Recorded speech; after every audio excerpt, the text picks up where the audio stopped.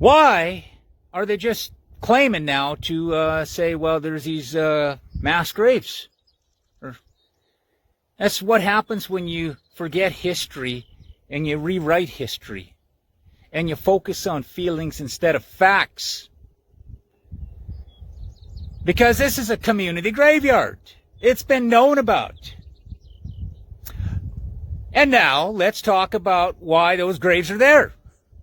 Well, when you look from 1860, say, to 1960, and you look at the primary diseases that have been going around from, say, smallpox or polio or STDs even, and there's a ton of other diseases out there that were killing people. Oh, no. But apparently to the news and Indigenous people, they were only attacking Indigenous people, which is a lie. Because those diseases were ravaging white people, black and Asian people too. But this is something you don't want to know, because it destroys your whole pathetic little story of you're a victim. See, that's just it. I'm not a victim. That's all these movements are portraying you as. Victims. So, why were these graves there? Well, there's a couple reasons why these graves were there. One, because they're not going to ship this body back to infect the rest of the community. What happens when someone gets smallpox and goes around other people? You infect the rest of the community.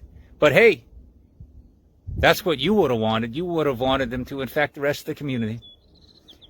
Secondly, we know the government was cheap. The government wasn't going to pay to send the bodies back to be buried in the community. We know that. And lastly,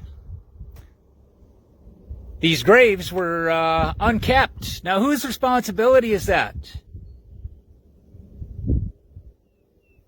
They're unmarked because when you put wood as the markers, wood rots, it blows over, and the grass grows over. So there you go. It's like no different than out in the field here.